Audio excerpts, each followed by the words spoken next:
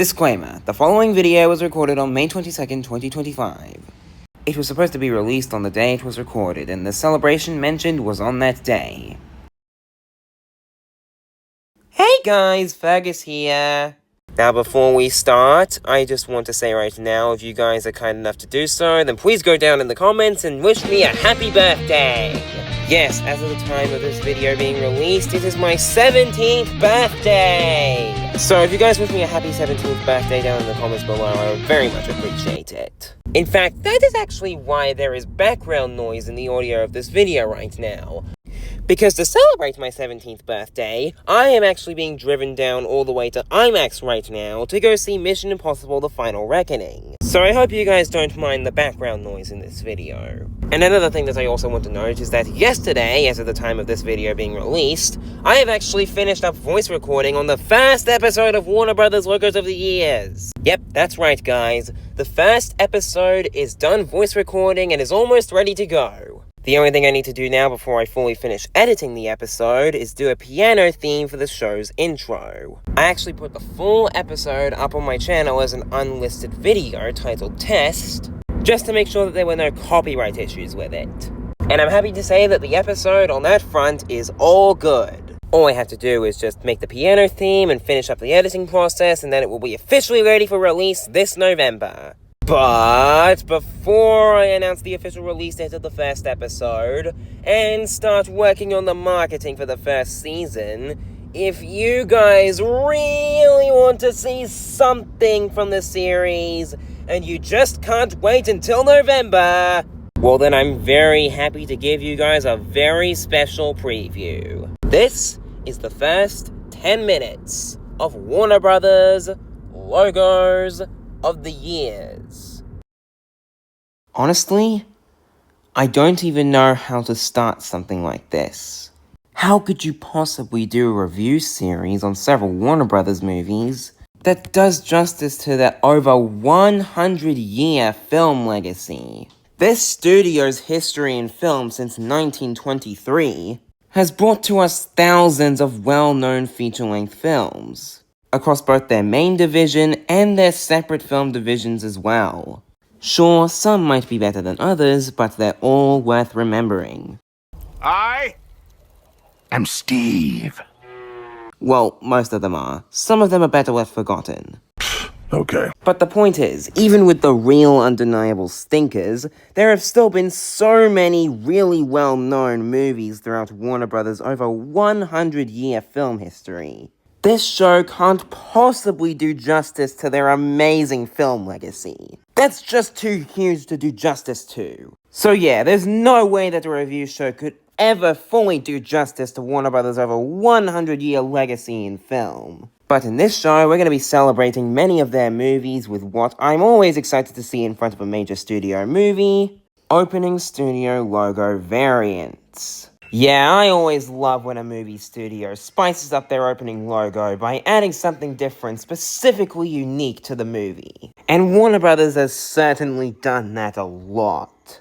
So I figured I might as well review every movie that I possibly can that has a unique Warner Brothers logo variant. We got about a century of movies to go through here, so we better get started. So, for this review show, we're going to be looking at every Warner Brothers movie with a unique opening logo variant, whether they be unique in terms of look or sound. But first, let's set some ground rules. First off, and the most obvious thing, is that we are only looking at the surviving Warner Brothers movies. And only a few feature-length films from the 1920s have actually survived.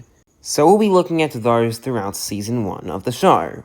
And for each subsequent season of the show, they'll cover just 1 year of Warner Brothers movies. If there's too many Warner Brothers movies in a year to cover in just one season of the show, then that year of Warner Brothers movies will be split across a couple seasons, depending on how many movies there are in that year. And we'll also be looking at every surviving Warner Brothers movie from 1925 to now. Secondly, for this show, we'll only be covering movies with unique versions of a logo variant of either the main Warner Brothers logo or a different subsidiary of Warner Brothers, like Warner Brothers Family Entertainment, or even Warner Brothers Animation. Even movies with a unique version of the Warner Brothers Home Video logo. But for short, subsidiaries of Warner Brothers with the Warner Brothers name on them. As for New Line Cinema movies, we'll only be looking at the ones with Warner Brothers logos as well. As for everything else, I'll be doing a similar series to this on New Line Cinema movies in the future. On a side note, I'll also be doing the same thing for Universal, or Paramount, or Columbia Pictures, or Disney, or pretty much any studio with tons of unique opening logo variants. And if there's a Warner Brothers movie with one of these Warner Brothers brands that doesn't have a unique opening logo variant, then you can request me to review it under what I call request episodes. Requests will only be fulfilled once we get to or past the point of the requested movie's release. You won't have to request any movies for a while because we've got a long way to go, but that will eventually become a thing in the show. Also, I want to note here that we are obviously only looking at feature-length films. The only way we'll look at short films is in an episode focused on a specific movie that it was in theaters with.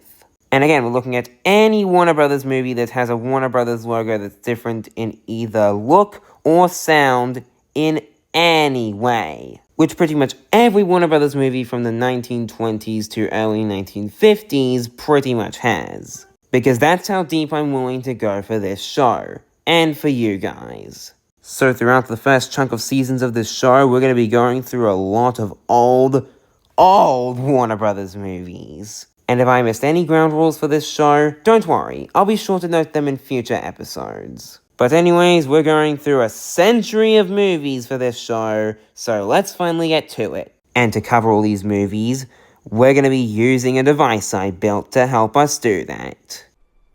A time machine. A time machine? A time machine. Time machine. A time... Alright, we don't have any more time to waste. Let's go. Take me back to the future. I mean, the past.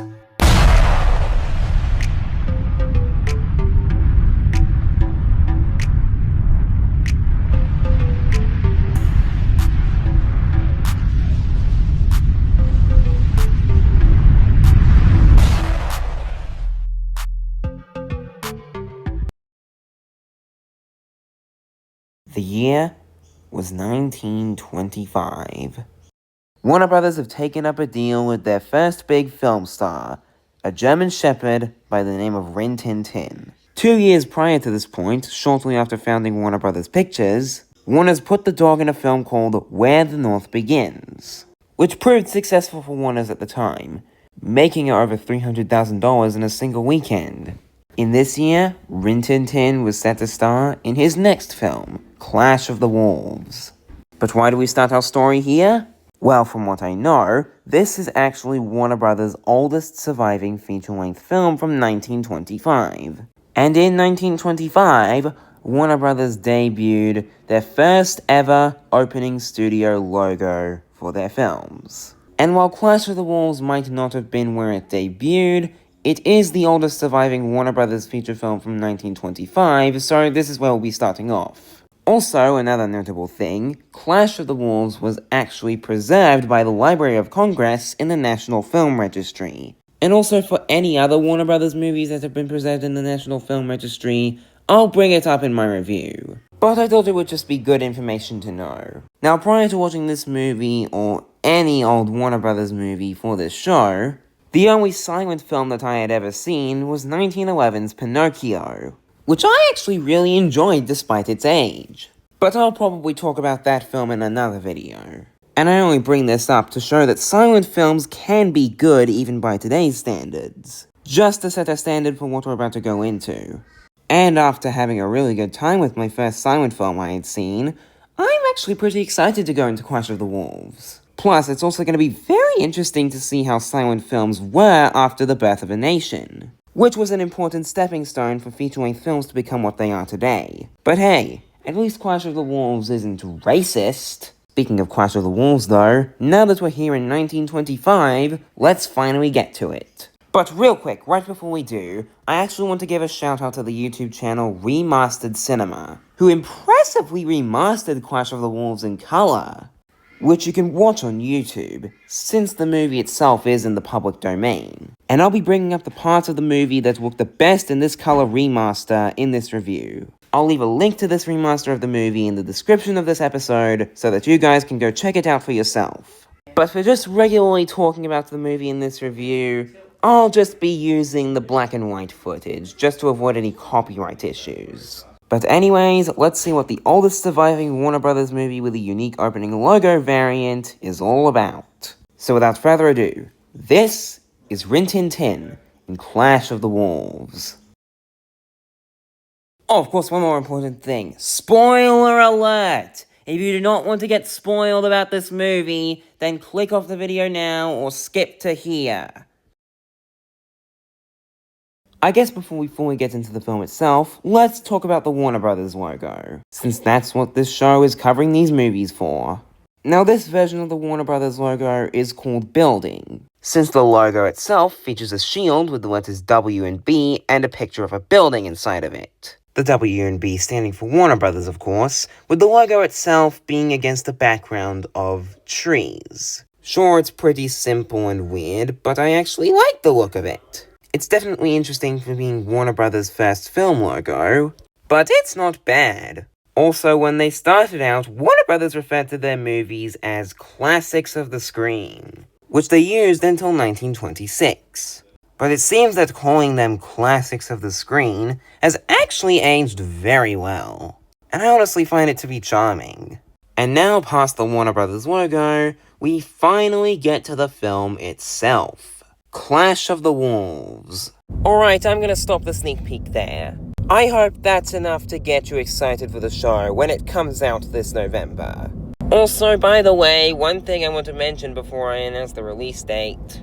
I'm gonna loosen the rules a bit here and say that if you guys want to request me to review any old Warner Brothers movies from the 1920s that don't have a Warner Brothers logo right in front of them, then you can go ahead and do that, just to be fair for those movies. Those are the request episodes that you can actually do right now in this point of the show's production. So if you guys want to request me to review something like Where the North Begins, or another Rin Tin Tin film, Hills of Kentucky, or any other old Warner Brothers movie that doesn't have a Warner Brothers logo right in front of it, then you can go ahead and do that by emailing me at fergusreviews@gmail.com. And I'll say this again at some point in the actual show, but that is actually the way that you can request me to review a movie for Warner Brothers logos of the years. So, if a Warner Brothers movie you want me to review doesn't have a unique opening logo variant in front of it, but does meet the requirements for you to request me to review it in a request episode, then again, you can request me to review it by emailing me at fergusreviews@gmail.com, and I'll cover it on the show as soon as possible. But for now, I am very excited to announce that the first episode of Warner Brothers Logos of the Years will officially be released on, drumroll please, Monday, November 17th, 2025. By the way, I'm releasing the first episode on that day because that is the official 100th anniversary of the premiere of Clash of the Wolves. There is also another notable thing about that day, but I won't say it just yet. Leading up to the show's release, I'll make sure to do a lot more marketing and give a few more updates about it. And later today, as of the time of recording, I'll finish up the first episode and set the premiere date, and then start working on the next episode. But for now, I've got a movie to go see in IMAX. I apologize for the background noise in the audio of this video, but please be sure to tune in when the first episode of Warner Brothers Logos of the Years officially releases on November 17th, 2025. And again, make sure to wish me a happy 17th birthday in the comments down below. Bye guys, I'll see you next time!